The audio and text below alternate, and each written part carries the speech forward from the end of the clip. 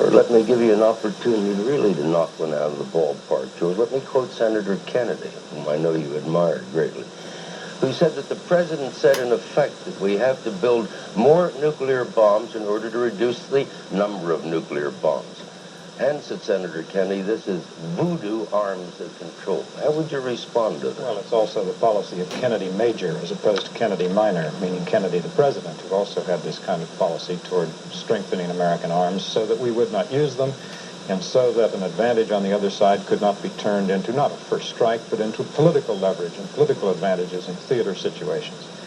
The president is for a freeze now, Martin. All God's children got freezes in this country now, and the Jackson-Warner Amendment, a resolution endorsed by the president and with 60 senators supporting it, calls for a freeze.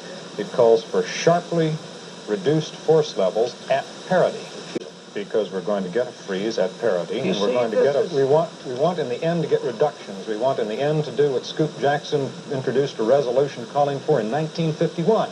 Which is to eliminate these weapons of mass destruction, but to do so, you have to give the Soviets an incentive, and they have no incentive until they are not frozen in a position of superiority.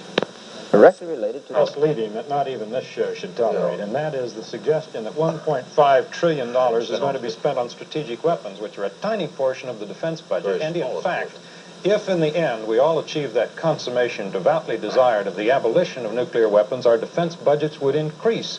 Because nuclear weapons as a deterrent as compared to conventional forces are dirt cheap. Yes, but George... And resources. I think we're going to need conscription by the end of this decade anyway, but you're certainly, I mean, it's a lead pipe cinch you have to have it as soon as you reduce significantly the deterrent importance of strategic nuclear forces. Well, conclusion that the Argentinian government can call a success, at least not a conclusion consistent with the Thatcher government's very stern position, which is the establishment of the status quo ante. And if you believe, as anyone who reads about military operations must, in Murphy's Law, which is that if something can go wrong, it will, you have to hold your breath for the next few days.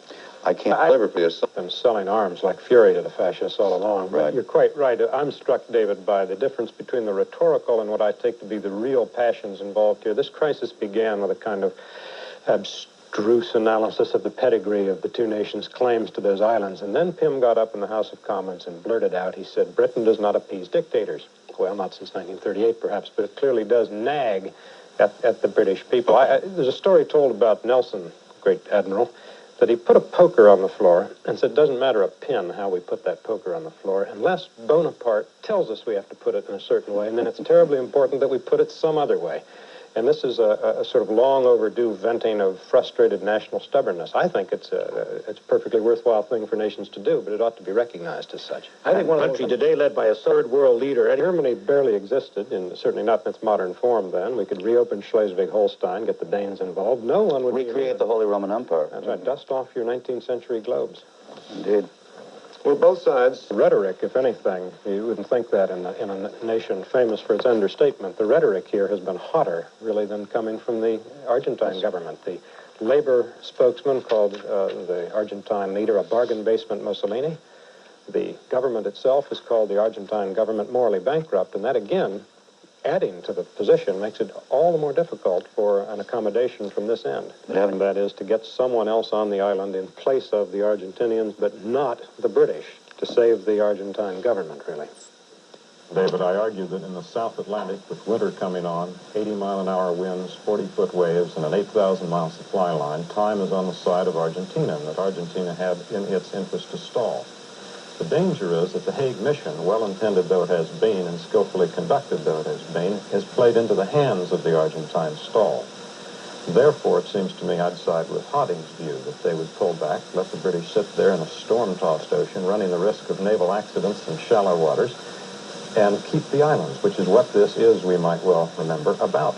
Well, but I think argue it may depend in part on whether or not he has made clear to them that what America's intentions are and what our intentions in fact are.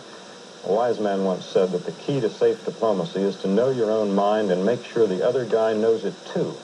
And the question is, are the Argentines aware that the United States will not allow our NATO ally to fail on his back? I think we are going to allow. What are you suggesting? Are we would join with the British? I am suggesting that it may be time to bring Haig back north and send an American carrier south. That would concentrate the hunter's mind exactly on what kind of scale of force they're up against. He said in private. It's all very well to say that in public, to the Argentine public, as well as ours, but he should have made clear to the general, and I'm not saying he didn't, but he should have made clear to the junta that we are not neutral on this side. We're not amiably earnest on both sides of an issue about a matter that cannot be split. History would make us eager to seize an occasion such as this in which to demonstrate what had not been demonstrated for a good many years, which is American steadfastness and reliability. Gunboats work. Force is efficacious. The London Times, when we were over there, David, was quoting Frederick the Great, not the usual source of wisdom for the British, but a good one. And Frederick the Great said that diplomacy without arms is like music without instruments. And in fact, you need to be able to put force in the field to make clear your willingness to fight and your ability to prevail, and that is how you prevent wars. And that's clear to be targeted at, as it's being talked about, the upper income people. So just as democracy has the same verbal... At what point does it become upper? About 40,000, 35,000. The top 15% of American income. The problem with it is, on the one hand, to be said for it, the government needs more revenues. Can't pay for the conservative agenda for America without it. Rearmament, tuition, tax credits, all the rest. But the fact is that it goes against the fundamental strategy of the Reagan administration, which is to lighten the government burden on the saving and investing classes. This country is undertaxed, in your opinion. I happen to support the Reagan spending program, and you can't support the Reagan spending program and the current Reagan tax program. They simply don't fit. The arithmetic doesn't work. Yes, but, I mean, what you're hearing is the plaintive wail of the middle class when it's about to lose one of its subsidies, because what the president's doing is lowering, I gather, basically the upper income limit on these tuition assistances. Now, I'm not saying that someone earning $40,000 or $50,000 a year who has a son at Brown and a daughter at Stanford doesn't need some help. But let's make very clear that this is not piling a burden on the deprived in America. This is piling a burden on the prosperous. Beyond the use of communication and intelligence, it's hard to see what the United States assistance in a shooting war consists of. The rule of thumb is it takes a 4-to-1 advantage for the force coming ashore to a hostile beach to land and secure a beachhead. The British will have 1/4, not 4 times the Argentine force on the islands itself. The waves are very rough down there this time of year. The water is shallow, and it's not the sort of water that the British submariners are used to operating in. What you could get, of course, is a blockade of the Argentinian ports, which would involve the Soviet Union's grain, which is, of course, a consummation devoutly to be applauded. But it's not something that is easy to run in the long run in winter. Dictatorship can mean something like Nuremberg trials. You don't retire to the country in a nice house. The fact that we are bringing tremendous economic pressure to bear. They've had negative economic growth for 9 straight quarters. They've lost, as Elizabeth says, 1/4 of their exports that went to the EEC. But I would disagree, I think, with Elizabeth on 2 counts. I don't think, first, that it is a matter of indifference which flag flies, at least in the short run. And I think it matters precisely because the interests of the Falklanders is not, in my judgment, paramount in this case. What is paramount is the principle here that you do not get away with this kind of aggression. And even if it's for a short interim solution, it seems to me the Union Jack should fly again on those islands. What to believe at all about the Argentine political system, that the admiral did it and the general didn't know he was doing it. Now, I find almost anything easy to believe about that country at this point. But it is possible that there was some kind of fissure in the junta itself and someone went off half-cocked. I don't think the problem is we're in terra incognita. The fact is the language of economics comes increasingly to resemble the language of social psychology. And there's a conviction abroad in the land, it may be right, it may be wrong, we're about to find out, that high interest rates are a psychological phenomenon, that they are a premium put on the cost of money by the expectation of renewed inflation. What is clear is that we have something unprecedented right now. We have a 13 percentage point difference between inflation rate recently and interest rates. 16 for one, 3% for the other. That can't last. Okay. Britain's readiness to use force can remind us of important things. Too many people have succumbed to sentimentalism about the world. They have decided against all evidence that force is never necessary. But if Argentina's aggression is to be punished and reversed, Britain must be prepared to use force. If negotiations are to occur, Britain must be prepared to use force. The First World War was called the War to End Wars. It ended 64 years ago, and there probably have been 64 wars since then. Yet it is said, force settles nothing. But every page of history refutes that. To cite just two recent examples, the fates of Hitler and South Vietnam were settled by force. And force, Argentina's use of it, Britain's readiness to use it, will settle the Falklands crisis one way or another. This crisis will also be constructive if it concentrates American minds on essentials. A friendly Argentina can be useful in this hemisphere, but a confident and friendly Britain is indispensable to America's overriding strategic objective. That objective is deterrence of the Soviet Union through a cohesive NATO alliance. Argentina's capture of the Falklands is the first time since the formation of NATO that nationals of a NATO member have been subjected to foreign military rule. Today, General de Gaulle's question still hangs in the European air. De Gaulle asked, can the United States be counted on to identify with European interests? If U.S. support for Britain is now inadequate, the drift toward neutralism in Europe will accelerate. That is why this crisis over small islands involves large stakes. The crisis in the South Atlantic could become a crisis for the North Atlantic Alliance. I'm George F. Will. Is the author of a new book, The Pursuit of Virtue and Other Tory Notions, a collection of his fine columns that is published by Simon & Schuster. The line, is it like, really like, to be a Chicago Cub fan? It's like being hit over the bridge of the nose with a crowbar about 97 times a year. What keeps we're sitting here? I think baseball is a radio sport because it's something that happens all the time. It's the background of life. It's something you can listen to while doing other things, and it's a game that doesn't fit the television screen, never has and never will. And furthermore, it's a game that requires what radio requires, which is imaginative reconstruction and thinking between plays. So I grew up in central Illinois, and at an age really too young to make such momentous decisions, while my friends were becoming Cardinal fans and going off and becoming Democrats and leading dissolute lives generally. I became a Cub fan because I like the announcers, I think. Harry is a classic. He's in the Busy Dean, Ralph Kiner stage of the Cubs. The Cubs get these players as they're failing. This is known as the trickle-down theory of baseball. You get the talent when it's trickling down from its peak. I am told, well, I'd love to say that at age 7 I set my sights and fought alligators to get here. The fact is I went through college and through graduate school and got a Ph.D. in political philosophy because I intended to teach, and teach I did for 2.5 years. You mentioned you have a new station in Lansing. My first teaching job was in Michigan State University in East Lansing in 1967, otherwise known as the first year after Bubba Smith, who had just graduated. And I taught there. The next year I moved on to the University of Toronto. And in the fall of 1969, Everett Dirksen died, I guess, in the summer. And they shifted the Republican leadership, and a senator from Colorado named Gordon Allott became the number 3 Republican, the chairman of the policy committee.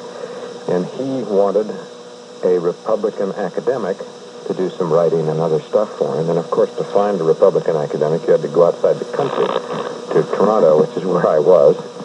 And I'd never met him, and he'd never met me. And I went down to Washington, and he hired me, and I never looked back. I don't think so, because I didn't read or write about anything except baseball. I mean, nothing. That's all I read up to about sophomore year in college, at which point I discovered bad French novelists, existentialists, as undergraduates are supposed to do. And then when I went off to Oxford for 2 years, my sainted mother threw away the 2 or 3 years worth of sporting news that I had in my room. She alleges that I told her to do this in a fit of sophistication, which I then regretted and got over promptly. The Pursuit of Virtue and Other Tory Notions. There are 2 words in there, I suppose, that jump out. One is virtue and the other is Tory. I use the word Tory to emphasize that conservatism has grown now. It used to be a kind of fringe eccentricity in American politics, almost a literary movement. And as it has grown, it has become pluralistic. There are just lots of kinds of conservatives. And Tory, to me, means someone who has a somewhat different and I believe more complicated and correct understanding of conservatism than, say, a Barry Goldwater, much though I respect the man for whom I cast my first presidential vote. It's a strong government conservatism. It's a conservatism that says the tasks of government are many and important. We shouldn't disdain government. We shouldn't subvert its authority. We should understand that the American people have come to accept the welfare state as part of their lives, and as a great achievement. That conservatives, particularly Bismarck in Germany and Disraeli in Britain, invented the welfare state and did so for impeccably conservative reasons, and that if we can't accommodate this to our conservatism, we're deemed as political irrelevant. Virtue, just to tidy this up, says this: you can't have neutral laws. You can't have a neutral state. You're going to encourage and discourage certain behavior and values and actions willy-nilly.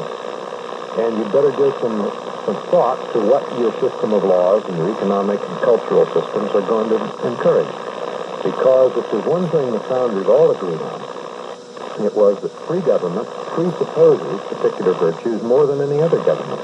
Any damn fool can live under a tyranny to do his thinking for him. But to have a free society, you have to have certain virtues, and virtues do not grow like dandelions. They take cultivating. Hence the public school system. Hence systems of restraints and encouragement. All of which, as conservative has come to be defined, it's not a political philosophy at all. It's an anti-political philosophy. It's an economic doctrine of laissez-faire market enterprise economics that has absorbed all the classic political concerns. Turn it over to the market. Well, that's just not an adequate political philosophy. But I don't know quite what a neoconservative is, except Former Democrat. Well, it's a sort of melancholy liberal, as I say in my book. If we must have liberals, let them be melancholy, by all means. But these are people often who've come from Trotskyism way back, or liberalism not so long ago. And they're trying to make a similar point, which is that they're perhaps conservative on foreign policy. We can talk about that. I think that's bizarre to talk about a conservative foreign policy, frankly. It shouldn't be such a distinction. But I do think, really, that I'm content to stick with the word conservative as that word gets its pedigree from European intellectual history, Burke and people like this. Well, it all depends on what you mean by bright, he said evasively. Who was the last bright president we have? I mean, really? Jimmy Carter.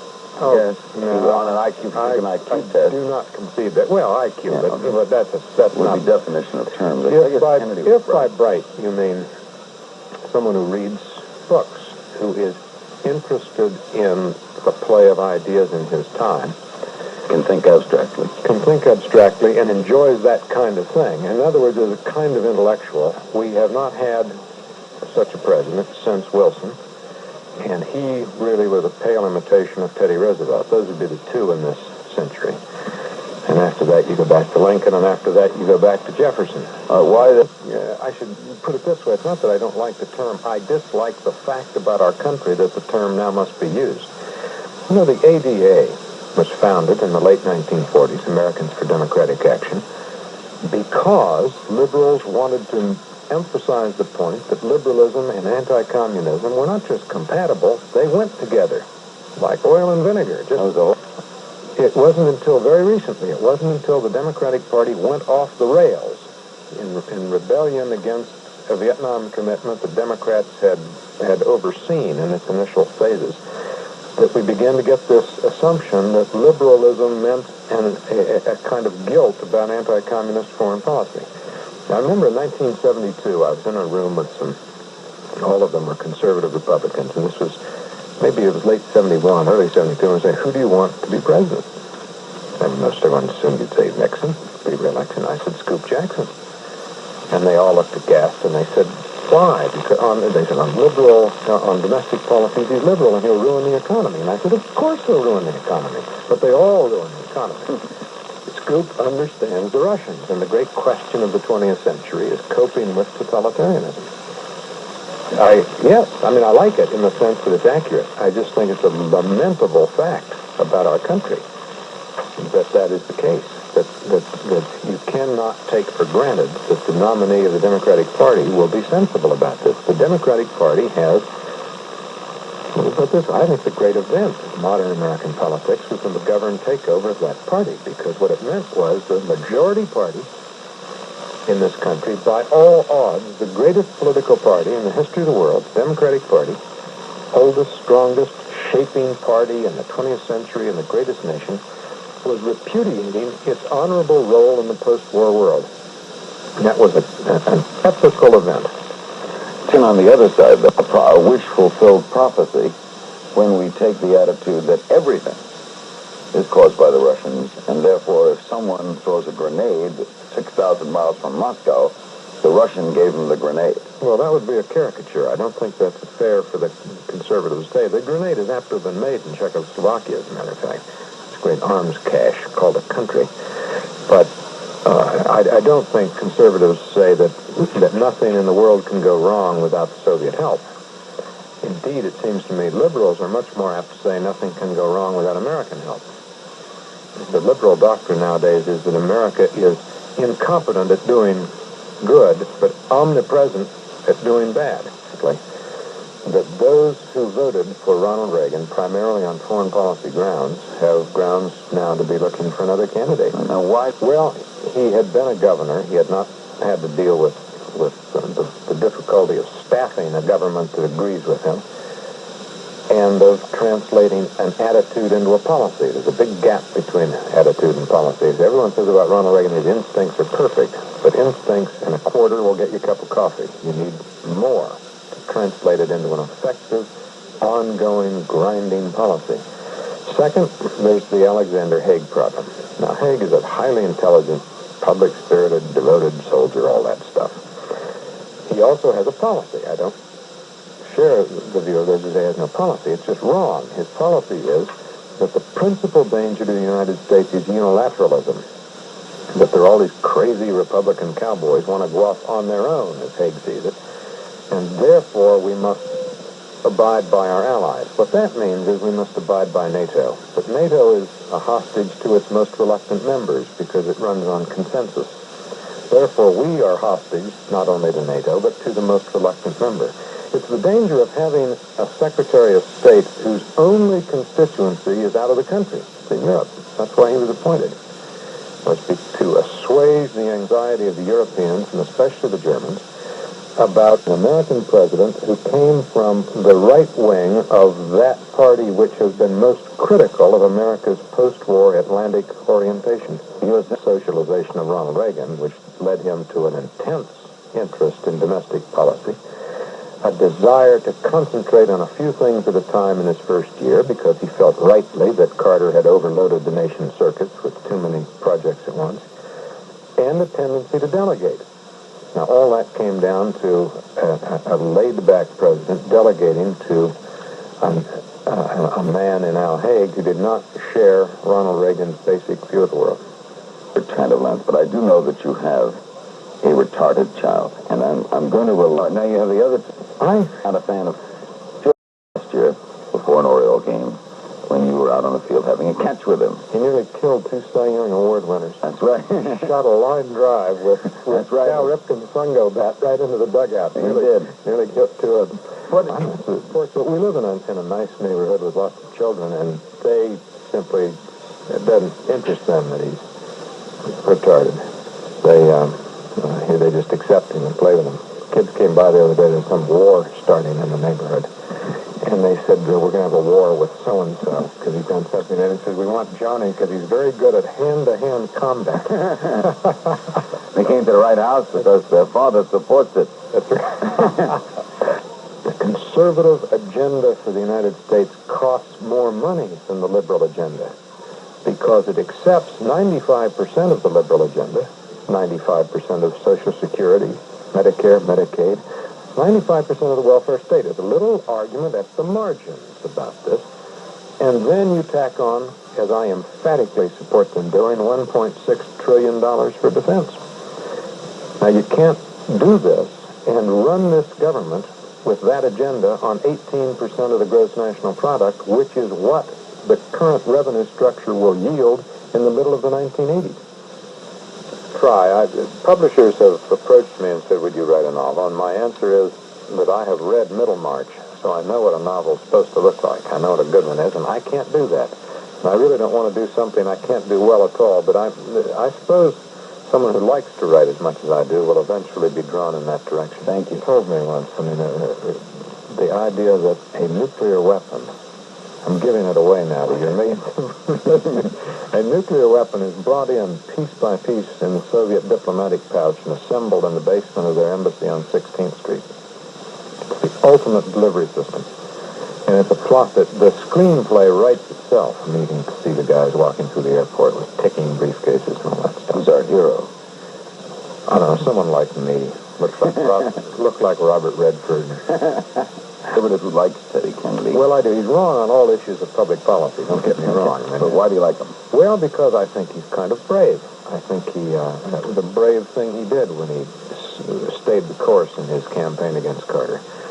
I think he showed certain character, and it was his character that was precisely in doubt going into that. Second, I think he likes politics. I think beneath all that sort of fashionable, liberal rubbish, there's a good, wholesome Irish politician yearning to breathe free. The thing about the Reagan presidency is that he has begun to reverse the slow-motion, unilateral disarmament of the United States. Between 1960 and 1980, we cut in half the percentage of our gross national product that goes to defense. If the president were to get, and I wish he would, all $1.6 trillion that he's asked for in defense, by the time he got it, we would still be spending 2 percentage points less of our GNP on defense than we were spending under Eisenhower. So I think that's his greatest achievement so far, is to begin getting us back into an arms race that the Soviet Union has been reluctant to end as long as we're ending our share of it unilaterally. And on the economy, he has wagered on his ability to break out of the slow growth problem that has afflicted all economies in the Western world, really more or less, since the revolution in energy prices 8 years ago. If it's going to work, I don't know, but then no one else does, because the one thing we all have in common is that none of our theories any longer have any purchase on reality. No, nothing.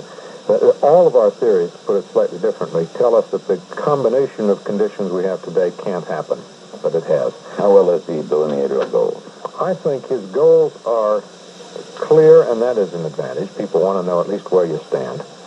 The goal of getting the United States back into being less penitent about being rich and powerful is valuable in foreign policy. In domestic policy, his goal is simply not the country's. He is well to the right of the country when he says, I want to get government off the people's back. The American people are conservative only in the sense that they believe it is time to cut my neighbor's subsidy, but not theirs. And everyone in the country is heavily subsidized. Breaking freedom of speech.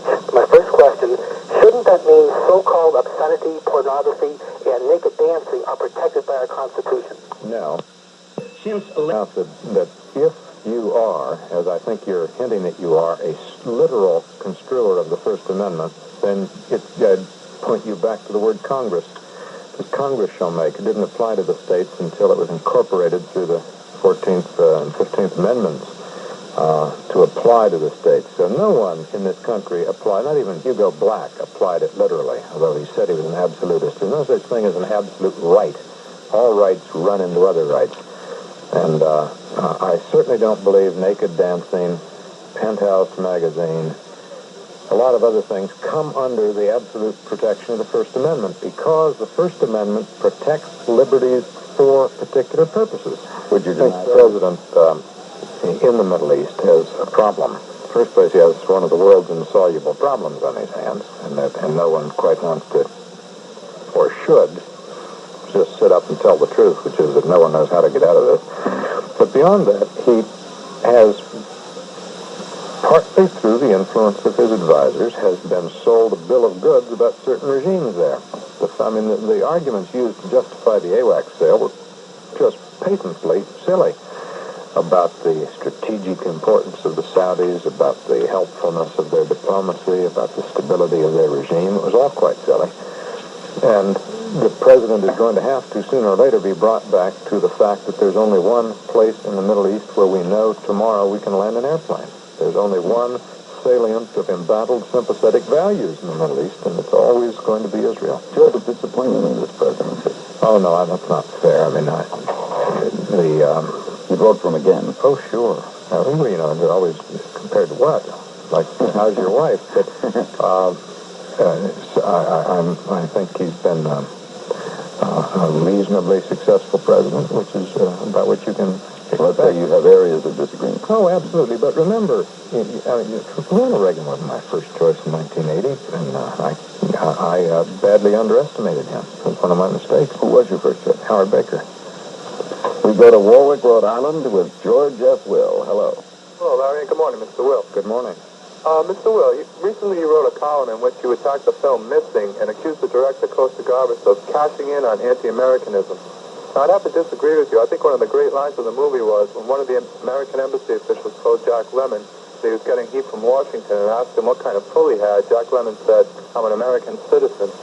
I'd say it was anti-American government, but during the Nixon presidency, I think most people would agree that criticism is certainly justifiable. Jack Lemmon himself said he wouldn't have done the movie if he thought it was not American. My questions to you are, one, do you see my point? And two, do you contend that the CIA and or the U.S. government had no role, direct or indirect, in the military overthrow of freely elected Chilean President Salvador Allende and the subsequent Holocaust?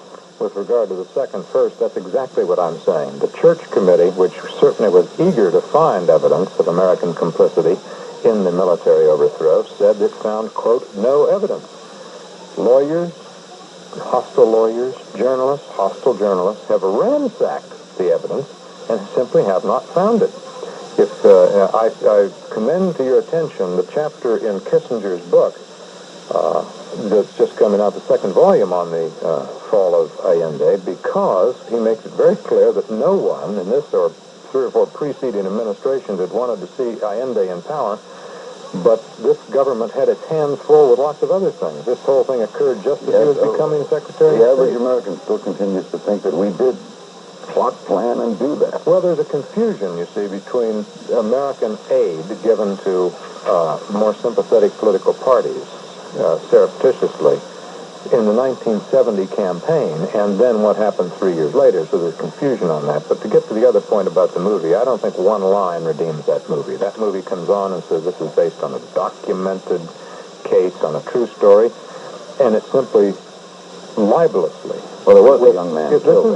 There was a young man killed, but it is McCarthyism of the left to smear the ambassador and his deputy chief of mission and all the others by saying that these Americans, with the connivance of Washington, connive at the murder and the cover-up of a murder of an American citizen. That's what the movie says, and that, I think, is a lie. Well, not giving short, I'll take these in reverse order. I'm not saying that people in New Hampshire should not have opinions on foreign policy. I believe town meetings should deal with town business, and I do not believe that the people of town meetings are competent to formulate strategic arms negotiating positions with throwaway fractionated warheads and all of that. Now, I know that runs against the rhetorical high ground is seized by those who say that what democracy calls for is more democracy. I simply don't agree with that.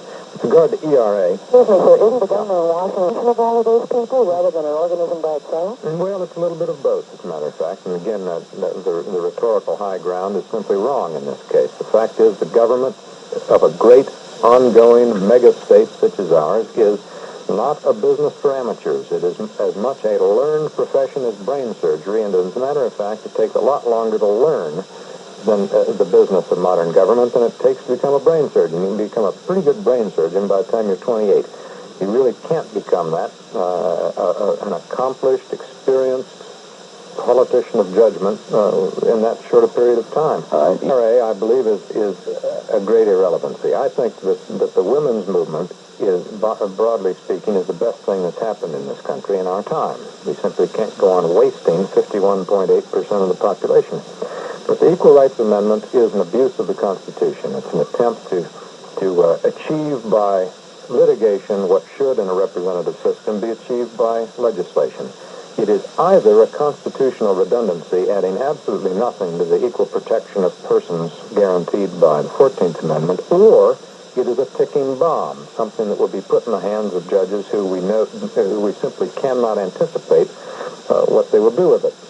With regard to mortgage interest, I have said this, and I have heard indignantly from every homeowner in America. I have said we should either limit the amount that can be deducted. I mean, there's no reason in the world why someone ought to be deducting the mortgage interest on their condominium in Aspen, or we should eliminate it entirely. Now, I would hasten to add we should grandfather this so that people who bought their houses on certain assumptions wouldn't have the rug pulled out from under them. But the problem is that this country is pouring far too much of its available savings into inflated prices of second-hand housing. And one of the reasons housing prices are going up is that mortgages, my mortgage, for example, half of it is being paid by the federal government, in effect. And it just seems to me it's an irrational economic allocation of our resources. I believe that as the 65-year-old spring chickens take over, on account of the Bolshevik youth movement, you will not see what you're talking about. You will see instead that the great permanent dynamic of that system comes from the elite's self-preservation. It's an extraordinary militarist society with all the resources siphoned away from the people and put into military enterprise. That good government, as they understand it, is protecting their own elites, and that Marxism, call it what you will, has done this, and I think you will have a very smooth transition in that regard and no change whatever. That's number 4, West Melrose Street, Chevy Chase, Maryland. That's 2 words. Chevy Chase, Maryland, and 20815. 20815. George? I think there is a certain tendency in the media, sociological analysis of the values and beliefs of the media indicated this over and over again, and there are a lot of reasons for that. And it happened, the gentleman, if he was watching our show last Sunday, and he obviously was, saw an example of bias when the ABC reporter from El Salvador was talking about the deaths. Ostensibly, at that point, the journalistic position was the unexplained deaths of the 4 Dutch journalists, and before the report was over, it was being referred to by the reporter as the murder of the 4 journalists. Now, the murder was a judgment about how it happened. So these things do creep in. But I think you don't believe that the thing to do if you want to be a journalist is go to journalism school.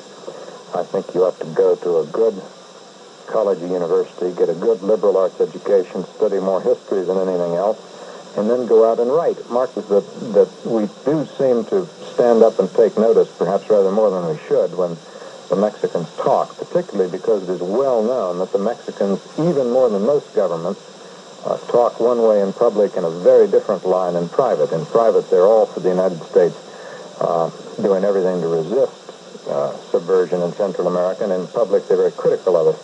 I don't know why that is, but I think it may have something to do with the fact that Mexico has today an articulate and quite left-wing foreign minister. Aristotelian thinking is the only appropriate thinking. End of argument. Well, Aristotle is always right. First rule of social and political thinking. And there is no second rule. Well, I'm thinking of, he makes us all believe that everything is either black or white or various shades of gray. I thought it was all a continuum. Well, that sounds like a continuum. Black, white, or various shades of gray. That's a description of a continuum. I think you're a closet Aristotelian. Hartford, Connecticut. Hello.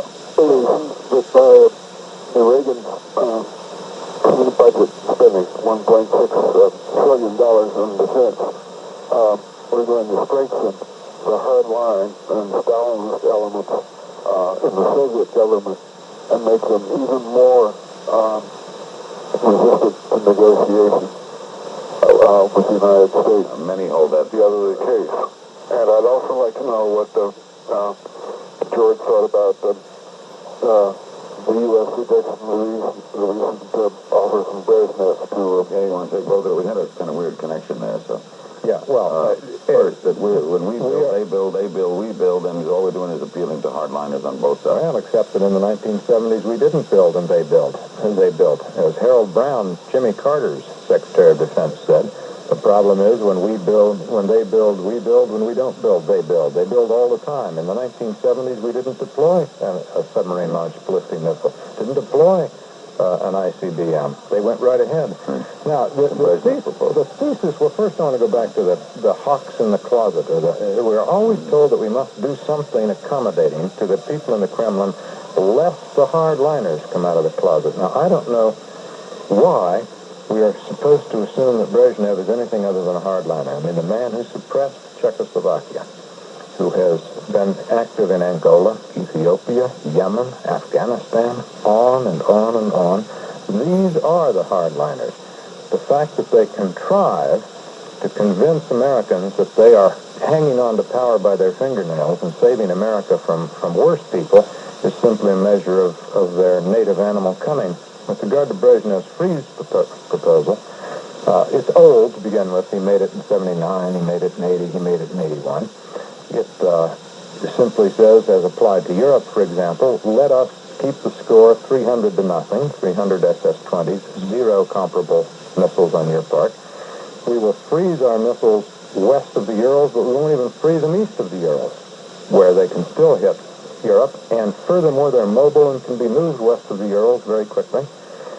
It is a distraction from the serious and more ambitious program that the president has to get serious reductions in total force. Serious. Just the other day, one of the things that, when I first began to get interested in the abortion issue, that made me suspicious of those, of the clarity of thinking of those who were pro-abortion, was that their language got so abstract. They refused to say that, I mean, if they go out and they kill their crabgrass, they are killing crabgrass.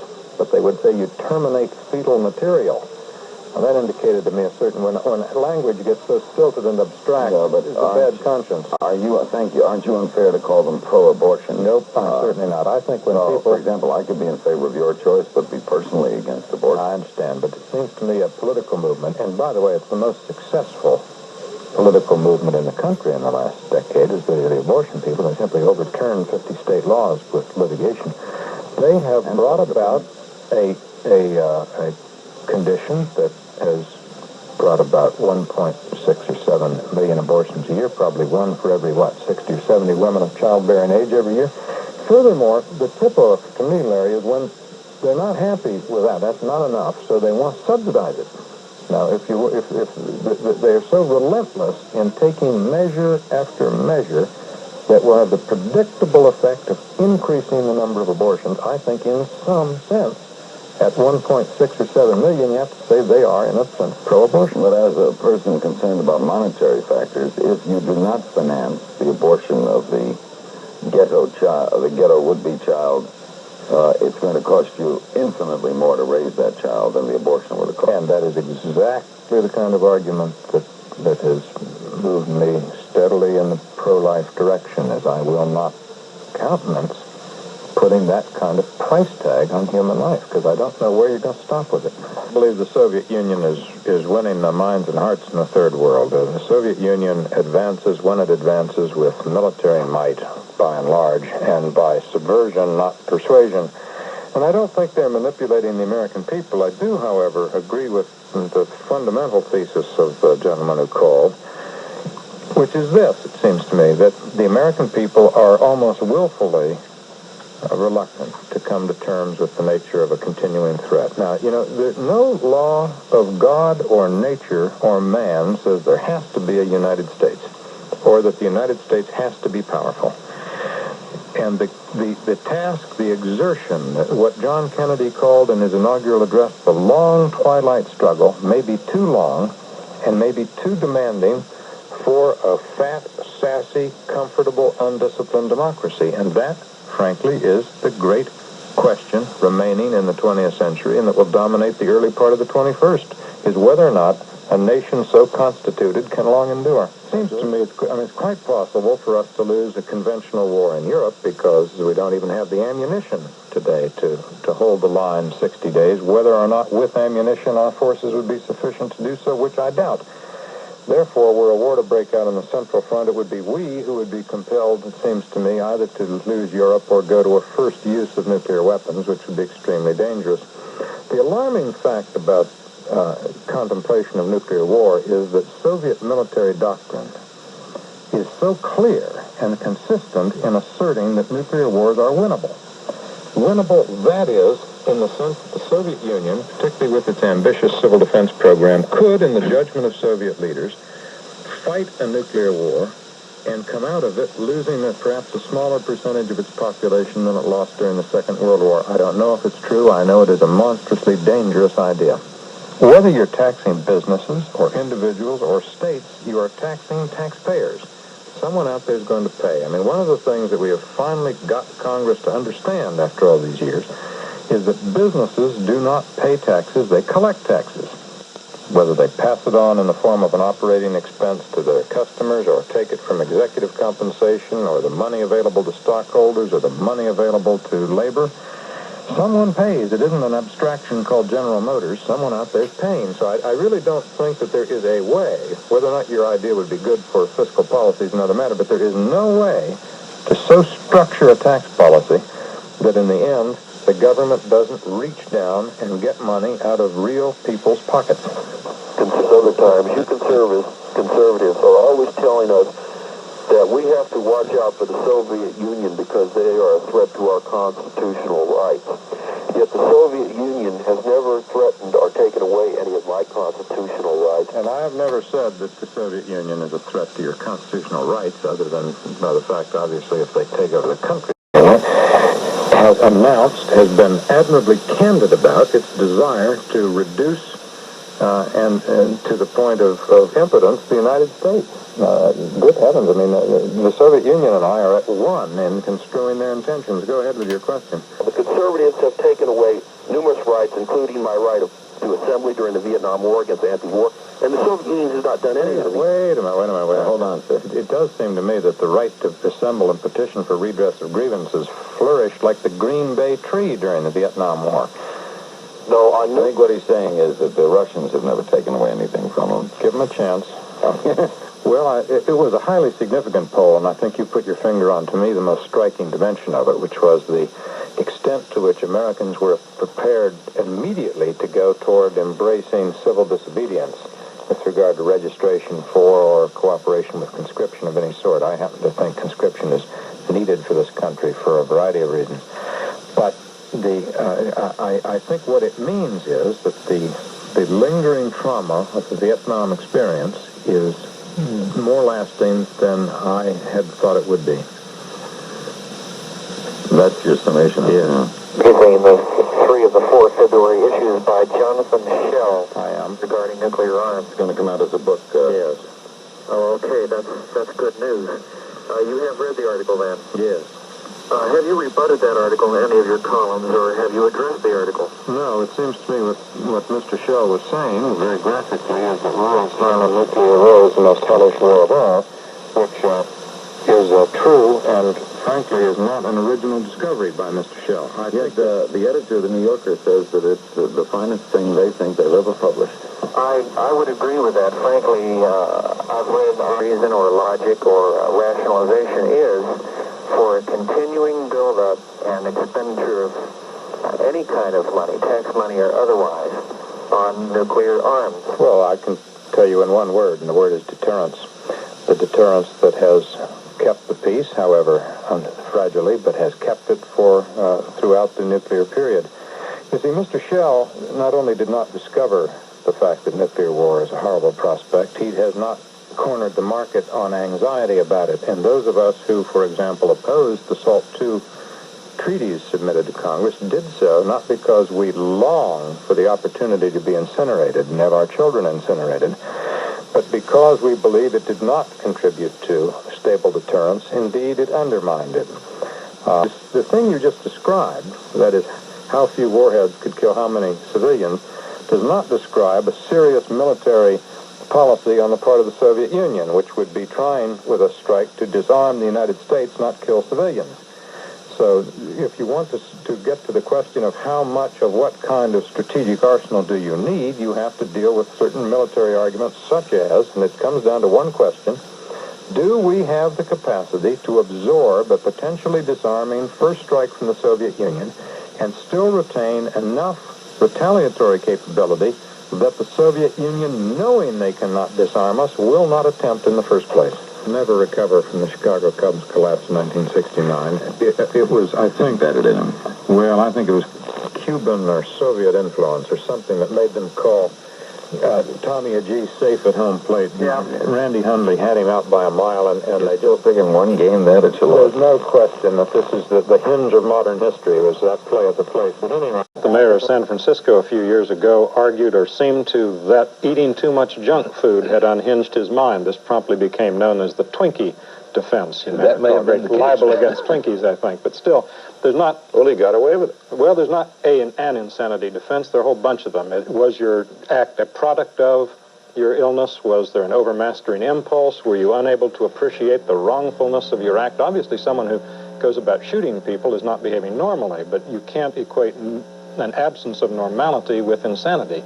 And that's where you open a lot of interminable arguments that leave way for an enormous psychiatric pretense, not justified in any way by the development of that alleged science. Well, Insanity then becomes a classification that doesn't do what they're supposed to do, which is classify, include some things and exclude others. Clearly, there are a range of motivations. You could say that Hinckley, and here we're not prejudging, God knows, what's going on in the trial, but a person could want to do this to impress a girlfriend. He could want to do this to get fame because he values fame more than anything else. There's a range of peculiar, granted, motivations, but motivations that involve a calculus of intention. Carter's policy, it seems to me, is clearly served, A, by quietly rejoicing in what the Israelis have done, and not saying so, because to say so would be to admit, among other things, that Western diplomacy made this necessary, the sanitizing of the PLO as a semi-nation state, and second, because it reveals that the ineffectual U.S. diplomacy of the Habib mission, nothing against Habib, he was given an insoluble problem and lo and behold didn't solve it, simply delayed the evil reckoning that had to come. Had to come is the point that I think the Secretary was indicating. problem will come to gone off Too well, in the sense that the President was seen everywhere in a feast of amicability, a movable feast around the capitals of Europe. And the President proved that he could get along, and he assuaged the anxieties of lots of Europeans. However, this is a President, one of whose principal applause lines during the campaign, as I'm sure you recall, was, in the context of the Iranian calamity, "I do not want the United States to be loved, I want it to be respected." His tour around Europe made him somewhat loved. He pulled his own fangs, as it were, and looked like a peace marcher, or seemed to indicate that he would be one under certain circumstances. The question is he insisting on American interests? Is he taking these trips and allowing his diplomacy to be controlled by the need to show that Reagan is not really a Reaganite? Well, no. So some of us think the problem is that he doesn't mean it, because at the same time he then goes over to Versailles, or comes from Versailles, where something substantive was at stake, which are the credits, and we hear now that the administration is considering waiving sanctions to have a second Soviet pipeline built. Well, I'm going to do something. They raised by $10 billion the deficit estimate. The CBO, the Congressional Budget. It has to be understood, those deficits. Congressional budget resolution is only a resolution that will later be dishonored in the breach. And furthermore, the most important thing they did was the Republican proposal contemplates $95 billion in new taxes over 3 years. And that really goes a large way toward undoing some of the president's essential impulse, which is the country's overtaxed. The interesting thing, David, is that all 9 justices seem to agree that the Texas law denying free public education to the children of illegal immigrants is bad policy with bad social costs. 5 justices seem to say that, therefore, it's bad constitutional law, making an equation between what is unwise and unjust and what is unconstitutional. 4 dissenters said, look, these people have no right even to be in the country. Here they are being given a right to free public education, and furthermore, it's not clear what principle is at work here, and perhaps by a natural extension of this, we will extend entitlements to all welfare services, to 2 or 3 million, or however many, we don't know, to the nearest million illegal immigrants are in the country. That goes so far as to say that education is a fundamental right. They said education is important, which brings us to what Catherine's saying. Is housing important? Are food stamps important? Medicine important? There is a ticking principle in there that's apt to explode into, and certain to explode into, much litigation for a court that already claims to be overburdened. But isn't it a little odd? The question is it the Supreme Court's job to go around tidying up hypocrisy, or is it to construe the law? And where in the Constitution do you find these policy judgments? Well, Justice Powell, in the majority, a reflective man, criticized Congress for not showing effective leadership. Granted. The question remains, does the court then step into an alleged vacuum and exercise for the political branches of government effective? Well, that's another question. They've talked about gay rights and lesbian rights and proportional representation and busing and all these other things peripheral to the American interests for the last 8 years, to, I think, their disadvantage. And now they seem to have gone off on yet another tangent, slightly more defensible, perhaps. Well, of course, last time, George, published the keeping of America on an issue like a nuclear freeze. That a U.S. goal certainly is to get foreign troops out of Lebanon. There were 2 foreign armies in Lebanon before the Israelis went in to chase one out and hopefully get the other out. Yeah. Last week, sitting in the chair you're now sitting in, Secretary Haig said, certainly no one wants the status quo ante. Is that not a way of saying that the Israeli invasion has furthered the American objective that you've just endorsed of getting foreign troops out of Lebanon? Should Begin have done? For about 10 months, the United States had a diplomat, Mr. Habib, fine, talented man who was accomplishing, so far as we can tell, nothing, certainly nothing about that which got him in there in the first place, which was, as I understand it, the placement of the missiles in the Bekaa Valley. It's a ceasefire that was used primarily, as the PLO did, to bring in longer-range artillery, more tanks, all the instruments of war from which the Israelis infer an intention. Then is the peace promoting long-term peace? Well, first of all, there is the personality question that went into this. Second, the pipeline is only one of the policy disputes on which there was a disagreement. There are also great buckets of bureaucratic blood have been shed recently, for example, over in the START talks. Throw weight shall be included in the first or a second agreement. It's not the sort of issue that gets into the papers much or galvanizes attention when it does, but some people think it's critical, and some people see in the State Department position here yet again and again and again a tendency to pre-negotiate our position for acceptability with the Soviet Union. Furthermore, I think the difference between Haig and Schultz can be seen by going back and taking a look at the letter that Secretary Haig read today. The letter, I think, must have appeared at the White House as an impertinence, because it suggested that the President of the United States had worked out an agreement with a mutually standing man, Al Haig, of foreign policy, and that Haig was resigning because the partnership hadn't quite been equal. Well, it is not supposed to be equal, and I don't believe in this regard that the President will encounter that kind of problem with George Schultz. Another, Mr. Haig is due, on the matter of consistency, he does have a point, because he does know that the Europeans throw back at us the fact that we're trading in grain significantly with the Soviet Union, and indeed Mr. Haig opposed, rightly in my judgment, the lifting of the grain embargo. Please something here, because I think it's not just a straw, but one of the bricks that broke the camel's back here was, for example, the statement by the White House through Mr. Speaks that Begin had given the President assurances that the Israelis would not enter Beirut. Begin has denied, I gather, saying this. The State Department sources I've talked to have confirmed that Begin did not say this, and whether or not Begin did say this, the State Department argues tonight, this was no time to be saying it, because the point of leaving the PLO in some uncertainty is so the United States and others, Habib and others, could conduct a diplomacy that might encourage the PLO to lay down their arms. Well, this may well be, but it does indicate the kind of chaos that does seem to exist. I think you always have to pay attention. Obviously, the Soviet Union has a much greater power, and I think a much greater willingness, as a result of that power, to project force now than it did in 1958. How much it would matter if they sent some troops into Syria is another question, but I do think you have to understand the frustration that must be building up in the Kremlin about their impotence and continued humiliations in this episode. All right, but a precedent isn't in your view.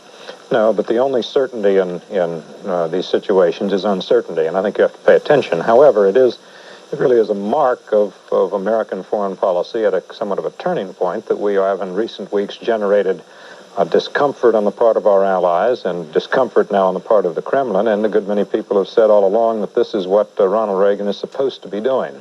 George, what a supremely bad idea for the idea to be leaked as soon as it was, and I gather that is the fault of an official in the Israeli government, and the Israelis know who it is. Furthermore, there's a certain, shall we say, ambiguity in American performance now as a result of there being no Secretary of State to speak of. I'm told the Israelis received a letter from the President today, and they're convinced it's either very friendly or very unfriendly, but it was so confused they weren't quite sure which. Let me stop you right there. You mean the President is the purport of a report given to me, yes. Now, with regard to the plan itself, Sam, I talked 5 hours ago with the Secretary of Defense, Mr. Weinberger, and he said that you could think of this as a 100-stone mosaic, and we have the first 2 or 3 stones in place. The fact is that this is an enormously complicated matter, because the one thing you do not want to happen is for American troops to get between the Israelis and the PLO before the PLO are almost in motion to the docks or wherever they're going to be evacuated from. Otherwise, the PLO might change its mind and simply sit there, and we would then be in the position of being a screen and therefore the effective servant of the interests of the PLO. Do you think there is something to that? Because once you get between them, you finally are going to be in contact with them. You know, Mr. Habib is doing this heroic job, made triply difficult in Beirut, because he has to deal through intermediaries, because we're not and should not be negotiating with the PLO. But at times, his intermediaries can't get from one place to another simply because of physical impediments. The roads aren't open, for example. George, let me want to think the Israelis want to go into West Beirut. The Israelis are extremely serious soldiers. They know the hazards of street to street and house to house and room to room fighting that they might encounter there. They know that if you wanted to get a proportion of the population in the equivalent casualty figures, you'd take every Israeli loss and multiply it by 64 or 65 to get the similar percentage with the United States. The Israelis do not make war frivolously. Therefore, I do not think that devil theory works, and I think it's an example of postulating more mind in a confused crisis than usually exists. Thank you very much. The Israelis are allowed to do what they've been doing, which is to apply credible pressure and not believe that world diplomacy will cause them to back down. I would expect Arafat to leave and go somewhere else, and that Israel then will have done the dirty work of the world. Most of them, yes. It's a little hard to know what the PLO is, lacking the infrastructure of a state, although it's been treated as a state by the UN, among other places.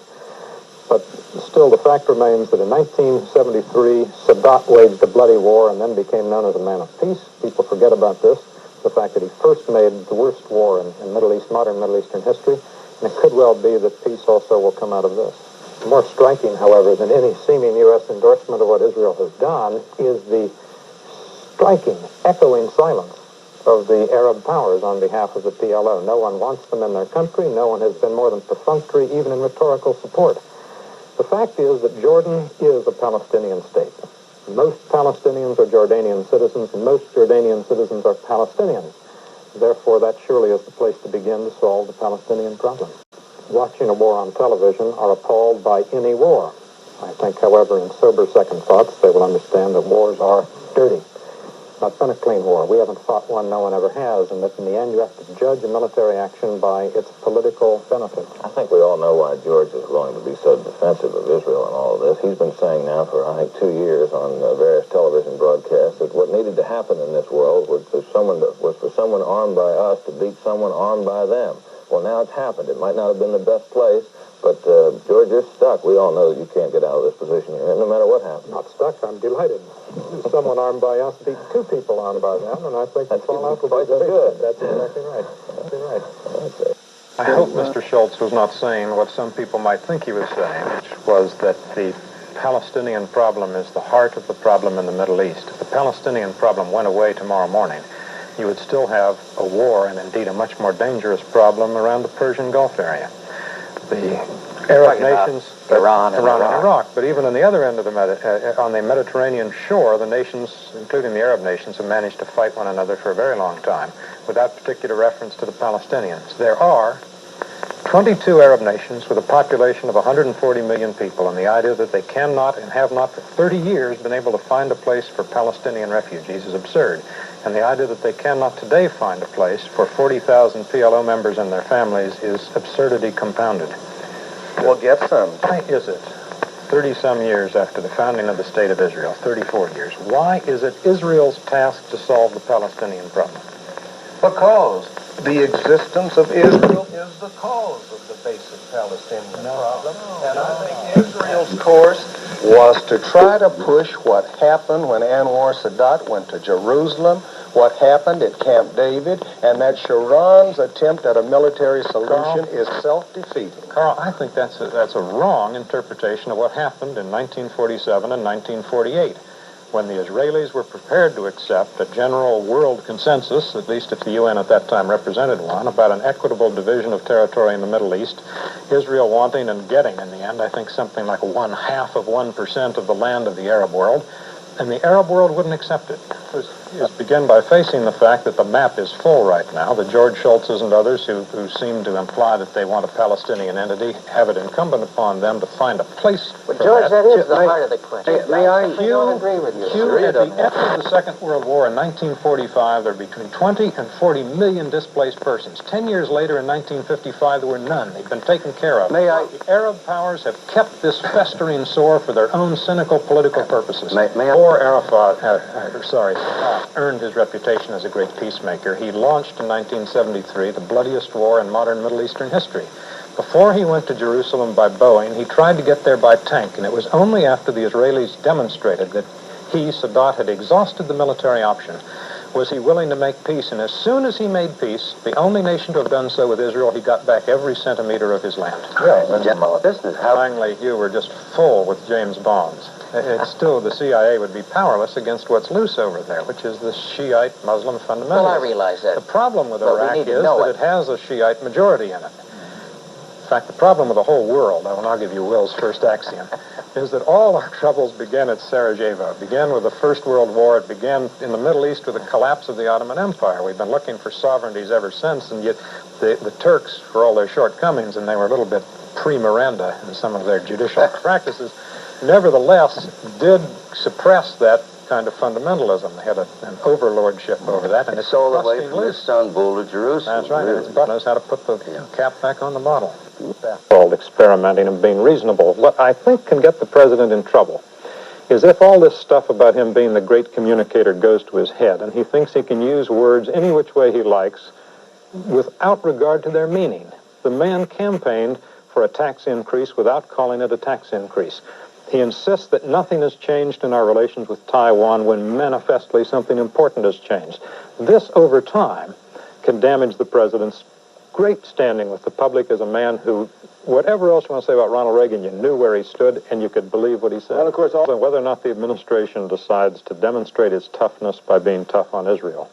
If, as seems likely, in order to get some kind of settlement in the disputed West Bank, they have to put some pressure on Israel. They have to put it on as Israel's friend. Otherwise, they'll have no bargaining position. And there does seem to be a kind of petulance in the administration about the Israelis. The Israelis are apt to watch the treatment of Taiwan by this country, another small and at times inconvenient ally, and are not apt to become more cooperative with the United States as they see the United States, I believe, abandoning a commitment to that country. Jody deserves the country's thanks for the physical and emotional strain of doing this and for saving lots of lives in a part of the city. However, let's wait and see if peace results. The last American to win the Nobel Peace Prize was Henry Kissinger with Le Duc Tho for the famous peace that ended the Vietnam War. And of course, Le Duc Tho refused to accept the prize. He must have understood what Well, they were busy. He was too busy preparing for war. This is Perfect instrument for conducting an argument against with our allies about the proper relations with the Soviet Union in a post-Dayton period, but history doesn't serve up perfect instruments on time, and I think since this was at hand, the president is right to use it. Particularly so in light of two facts. That there's a new television contract that increases by $8 million a year the take for each team, so that a good many teams are at the break-even point before they sell a ticket, a program, a parking space, or a hot dog. Furthermore, the free agent draft doesn't work in professional football, in part because the pleasant but awkward for management fact is that it's very hard to lose money in professional football. Some of these guys contrive to do so, but it is hard. Therefore, they have something like a guaranteed annual income, playing in subsidized stadia with a tremendous paid-in-advance TV market, and the players now say, well, you have your socialism, we want ours. We want 55%. The management argues, to me unintelligibly, that 55% of the gross would make them partners in the business, and I just don't understand that argument. The president said Jordan is not a Palestinian state. I think he's wrong historically and legally, but more interesting is that on Wednesday he said Jordan is the only state the Palestinians are going to have. They can have some kind of entity, but it will be in association with Jordan. He rejected the idea of a Palestinian Arabs. That's right. He rejected annexation on the one hand by Israel and an independent Palestinian state on the other. And on the issue of what Resolution 242 means, he came down on the Israeli side. That is, he came down on the side of those in Israel who say that it does not require a return of all territories occupied in 1967. He did come down against those Israelis, and they are heavily represented in the current government, who happen to say that their obligation to return territory under 242 was exhausted by the return of the Sinai. But I do not believe that's a majority position in Israel. Let's not allow this to pass without saying that the Israelis made the opportunity. The much-maligned Begin and Sharon, the much-maligned invasion of Lebanon, made this possible by dispersing the PLO. Now, what the Israelis are complaining about, and it's not a frivolous complaint, is this. They say that in Camp David, what made Camp David signable in the end was that it left undetermined and purposely unspecific what would occur after the 5-year autonomy process. And the president, they say which now... has yet to begin. Quite. And the president has now, they feel, made specific what should be left unspecific. The rejoinder to this, the United States has granted, moved from the role of mediator to one of taking a position. But it can only propose, it cannot impose. This is not an imposed settlement of the sort envisioned in the Rogers Plan of 1969. And indeed, if the United States hadn't been the kind of nation that takes positions and exercises leadership, there would have been no Camp David process in the first place. Those are important here. How far Israel must pull back toward, but not to, the president clearly implies, the 67 borders. Who will be responsible for the security arrangements in the West Bank? Will it be demilitarized? If not, how much militarization will be allowed? An enormous latitude for detail work here. It is not only better for Israel that the Labor Party be arguing with the government over Jordan rather than Lebanon. It is better for the United States that the argument be over Jordan rather than Lebanon. Lebanon was dirty work, but work that I think we can now see needed done, and did indeed provide, as many of us said at the time, an opportunity. Still work to be done. I'd like to be allowed to define what hard line is, because Rabin and Peres and Allende and others who helped fight to found Israel were not casual and frivolous about Israel's security when they envisioned this kind of settlement on the West Bank. With regard to the settlements on the West Bank, it's important to remember that Begin didn't start them. That was a Labor Party program. That they have a security rationale. That is, until you can see that you can how the settlement is going to be, you want to mix the population a little bit so that it will be a more amenable state. However, that said, what are there? 30,000 people there on the West Bank. See, what Shamir says and what Begin says over and over again is that it is unthinkable that it shall be illegal for Jews to live in Hebron and Nablus and Bethlehem. Fair enough. The president accepts that. Sure, fair enough. Anyone foolish enough to want to live on the West Bank, my judgment is, ought to have a God-given right to be foolish. But nevertheless, it does not follow from the fact that there ought to be a right for Jews to live in Nablus that they have a right to live under other than the Jordanian flag. The crucial question is what Reagan will do, but what Begin has to do. To begin with, and it's only the beginning, in a parliamentary system when there's a horrible foul-up in someone's area of responsibility, that someone ought to resign. This was Sharon's responsibility. The Israelis have said, we have gone into Lebanon to improve, to be essential to public order. They have failed to guarantee public order. They ought to get out or get the man responsible for this foul-up out, and that is Sharon. Are you saying it's another case of... And it's incompetence. I'm saying that, I think, reasonably clearly.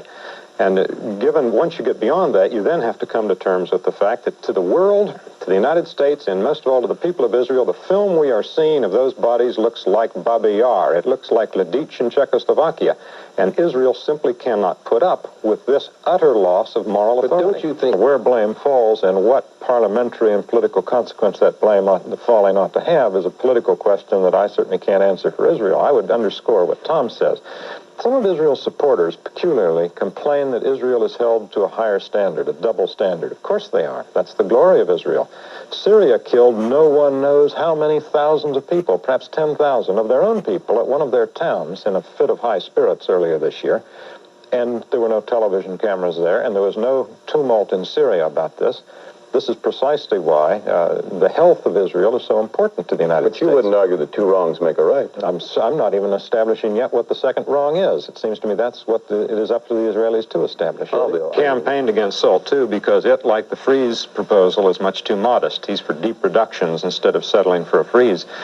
It took him 9 months to get a program on the table, and the program on the table, for example, for theater nuclear forces in Europe, a zero option, is much more radical. Well, now, George, he campaigned against SALT II by saying it would weaken America. He said it would weaken America. Because, now, because it doesn't control arms. Now, of course, he says he'll abide by it. He says he'll abide by every provision of SALT II as long as the Russians do. So why won't that weaken America? I think it will, and I don't think we will when the time comes, to verify the fact that the Soviet Union is not, in fact, complying, and then when it ceases to serve our interests by interfering with our deployments we need, we will go our own way. And I really think the Reagan idea dates back to such hawks as Henry Jackson, some of whose assistants are now in this administration, and who have argued for years criticizing SALT I and SALT II because they were too complacent. They simply tempered the acceleration, or tried to, whereas, in fact, what Jackson and others and Reagan want is an idea 12, 15 years old now in the arms control argument, and it is to go for substantial reductions of force levels. Well, the amazing thing to me is that anyone, anywhere, can compete against the freeze proposal because it's such an asymmetrical argument. That is, are you in favor of a freeze? Of course, because all that means in the public argument is, would you rather not spend more for strategic weapons?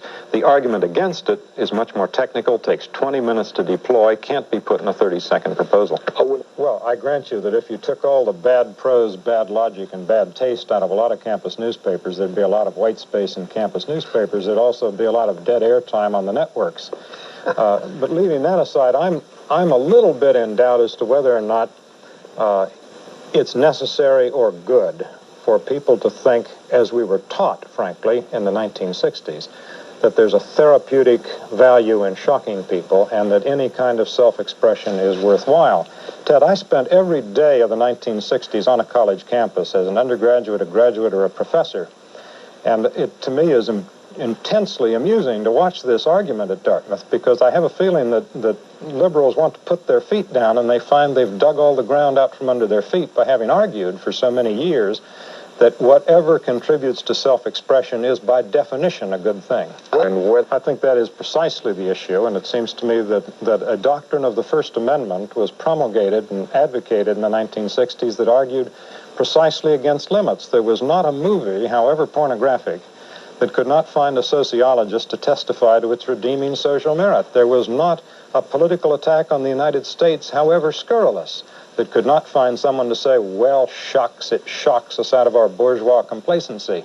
Well, shock gets to be habit-forming, and the level at which you need to go to titillate the next audience gets higher and higher, and pretty soon you get a pretty coarsened political argument in this country. Hard to tell what it takes to enable the leader of the Democrats to lead the Democrats. He had a majority for 2 years and was unable to lead them. I suspect now that he has a large enough majority that even he can lead them, and indeed a large enough majority that he's now without his alibi. Therefore, if the Democrats really believe the country needs new revenue measures, they are going to have to initiate them. If they believe that something must be done about Social Security, they have to come to the game of government. I'm tendentious about the question now being asked, will Reagan now compromise? He has compromised considerably. Sure, yes. He wanted a 3-year tax cut of 30%. He got 25. It was stretched out more than he really wanted. He was beaten on a veto override. He compromised in raising taxes originally. This has not been a parliamentary government commanded by a prime minister. This has been a government of compromise since at least September 1981. What Tip O'Neill lost while the Republicans were losing 26 seats was his alibi for not really participating in the government. And now he's trying to put forward an inequitable division of labor the Republicans won't stand for. The Republicans are supposed to initiate tax increases, and the Democrats will then come forward, and their part of the bargain will be to take credit for defending the entitlement programs that the Republican tax increases would pay for. And I don't think the Republican Party will sit still for that. You're seeing the first sign of resistance on Social Security. The Democrats are going to have to think on the power of the Republican Party to create a Republican era. In order to have a Republican era, the Democrats have to nominate the right candidate to lead them off a cliff in 1984. It's not beyond their powers to do exactly that. Did you see? Make any. To restrain campaign spending is to restrain and diminish the quantity of political speech, the quantity of expression, and I think that's wrong. We talk about this being vast sums of money involved. To elect 468 members of the national legislature, we spent about $300 million this year. That's about how much we spend every year advertising soft drinks. This is a nation in which Procter & Gamble spends close to $700 million a year advertising toothpaste and other useful things. This is a country that spends $1.5 billion this year on chewing gum. It does not seem to me excessive to spend $300 million every other year ventilating national issues. Here we're focusing on money. There are other inequalities built into the system. Some candidates are more eloquent, some are handsomer than others. In the state of New York, Lou Lehrman ran a close race because he spent a lot of money, thereby counteracting a bit, but I don't think entirely, the tremendous support from the public employees' unions, by which the government itself becomes a kind of interest group in which overwhelmingly supported his opponent. You just can't legislate complete equity in these. I still think it's highly peculiar that we've come to a point in this country where the following exists. Years of liberal litigation and legislation to some extent have struck down virtually all restraints on, say, the billion-dollar pornography industry. And yet we are beginning to multiply layer upon layer of restrictions and fine-tunings of the quantity and style of political speech. Something is wrong. It seems to me we should unregulate political speech. Well, a lot of other people talking. The following implication, correct me if I'm wrong, it is, will Andropov be tough? The implication being that Brezhnev was somehow a moderate. Now, this is the man who sent satellite troops into areas not contiguous with the Soviet Union, used poison gas, invaded Afghanistan, the first use of the Red Army since the Second World War, smashed the dissidents, on and on it goes. Are we to consider ourselves fortunate if we get another Brezhnev? But like what some people have criticized American policy for in the 1970s, which is making arms control bear the full brunt of détente in our relationship with the Soviet Union. Is arms control that important even in the relationship between the two countries? Mr. Hyland, you said, I believe, a moment ago that we should not look for a compromise really on Afghanistan because that affects the Soviet vital interests. If the Soviet regime defines its vital interests so that it cannot tolerate the kind of regime it saw fit to overthrow in Kabul and cannot tolerate a free trade union in a nation surrounded by other satellite countries, East Germany, Czechoslovakia, and all the rest, then where are their interests sufficiently non-vital to be of any interest to us on which we can compromise? I agree with what you said about his past. For Ronald Reagan, the Cold Warrior, who denounced the Soviet system, and Leonid Brezhnev regularly and vociferously, to turn around and go to his funeral and pretend to be sad would have been slightly ridiculous. Well, I don't think there's any pretense of sadness involved. The Etiquette of Nations is a highly stylized minuet, and I don't think anyone would have read motives or emotion into any of this. I think for exactly the reverse reason that he should not have gone. That is not because he's been so tough, but because his policy of tough rhetoric and dreadfully soft actions toward the communist world for the last 20 months, culminating, as it did yesterday, with the lifting of the pipeline sanctions, would have made it a terribly bad gesture on his part, a gesture to be construed as weakness for him to... Allies now have agreed to study the problem, but they have not agreed to do anything after the study. That is a quasi-semi-demi-fig leaf, particularly when you consider the French have said they won't even agree to study something someday. Yes, but it have been traumatized for nearly 2 years now by Reagan's first press conference, where he used rhetoric once tame by comparison to his past rhetoric with what is in the controlled Soviet press every day of the year, 365 days. I mean, we talked back just once, and you're still not getting over it. George, the rhetoric matches his actions. It's not the rhetoric. It does not match his actions. That is the complaint many of us had. George has been saying. Which is the president in his most recent press conference said détente was all words, it was no action. A lot of us complain that Reagan's anti-communism is all words, and absolutely no action to distinguish this from Carter's. Well, I agree. You say they don't want trade if it's conditioned, but they do seem to want trade exclusively if it's subsidized. How much trade would there be between the United States and the Soviet Union, or Western Europe, for that matter, and the Soviet Union, if it weren't subsidized by the West? Well, I'm not certain to be very much. I don't... Senator, why should we want to increase trade? The theory has always been that increased trade would mean an increased web of interdependency and therefore more moderate and civilized behavior by the Soviet Union. Yet trade increased as never before in the 1970s, and so did aggressive behavior by the Soviet Union, even beyond areas contiguous to the Soviet Union. What's in it for us? No one believes you're going to close a $200 billion budget deficit either with revenues or with spending cuts. You're going to do a little of each in order to try and ignite the economy, because until you have 3, 4, 5% economic growth, you're going to have big deficits, no matter what you do. I don't think lawyers recently employed in the Pentagon in discovering missiles for the first time are making these decisions. I think they're being made by people who've made their life's work understanding these things. And I find much more alarming the prospect of tailoring our military establishment to budgetary necessities. It seems to me the first requirement of the federal government is to see to the national security. The first duty of government, the first social program, if you will, is to secure the liberties of the people. It is also argued by the Russians and by also Senator Hollings and also by Senator Cohen that it abrogates the two existing SALT II treaties. Yes, I love the phrase existing. I keep reading about this. The SALT I existing agreement expired 5 years ago. The SALT II existing agreement was never ratified. George, it's always easy to say that. They are not ratified, but they have been observed by both sides. You wouldn't deny that, I simply want to make the point that neither is the law of the land today. That's true. The provision, in case anyone's interested, is that there's a provision in SALT I carried over into SALT II that there shall be no additional, no new fixed ICBM launchers. The argument is, are these fixed ICBM launchers?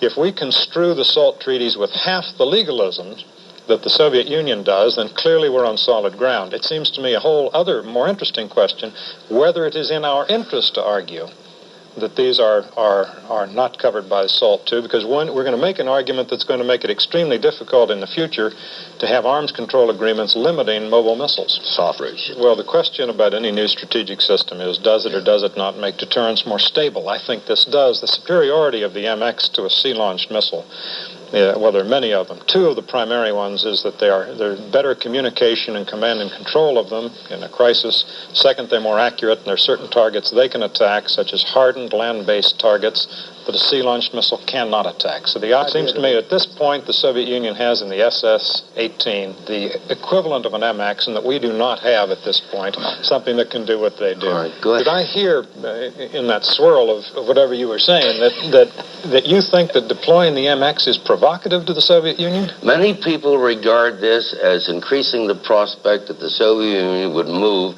to a serious consideration of preemptive strikes. Now, why is it these same people do not see the MX equivalent, which is the SS-18, as sufficiently provocative to justify our taking care of the vulnerability of our Minuteman system that the SS-18 Because, as Carl has already pointed out, there is a parity of mutual destructive capacity, and it is not changed by surely the way to not argue about this is the way Brother Kilpatrick does, which is by generating a big round sum of destructive capacity. This is a question of deliverable capacity on particular kinds of targets. If we can deliver... For a minute to the question whether fratricide would in fact work. You have your physicists who say it won't, and the Pentagon in due time will deploy their physicists who say it will work.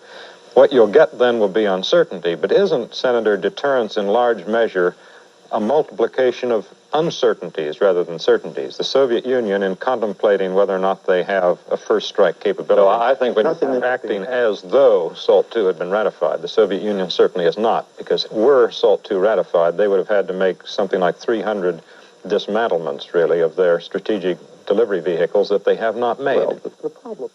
Once you accept, as your question clearly does, the probability that there is a plot, the candidates for that plot narrow down pretty fast. And then once you connect the Bulgarian airlines and you realize that they wouldn't operate without their secret police, and the Bulgarian secret police would not sneeze without the permission of the KGB, then you see not only a pattern of connection that it is reasonable to infer, but you also go to the question of motive.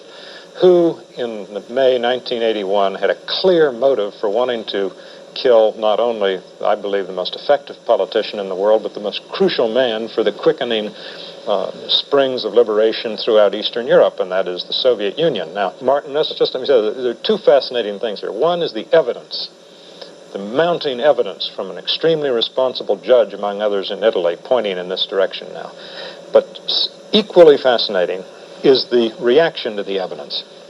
The extreme reluctance on the part of a great many ruling circles in the Western world to come to terms with the fact that this is the sort of thing that our partners in détente and the Soviet Union deal in as normal instruments of statecraft. The nature of this kind of investigation, that you don't get documents and you don't go to grand juries and you don't have a proper due process in evaluating this. But what you have to do is ask yourself this: how much do I have to disbelieve? How many wild things do I have to believe? And how many plausible things do I have to disbelieve in order to acquit the Soviet Union and their Bulgarian puppets? Mr. Rather on CBS the other day, in connection, I believe, with this, referred to Bulgaria as Soviet-supported Bulgaria. Now, that gets the euphemism of the Year Award for 1982. Well, the question No, is, but that's the point. Yeah. I mean, surely what's interesting about this is you have to say, well, this notorious murderer, and this guy was that in Turkey before he left, went and spent 50 days in Bulgaria. Then he got a weapon there. Then he traveled around Europe in all these hotels, and we're asked to believe it was not a plot, or if it was a plot, that it was someone other than the Soviet Union. It's too absurd to believe. This is a disingenuous and transparent attempt on the Soviet Union to do what they generally try to do, which is delay negotiations long enough to paralyze our procurements.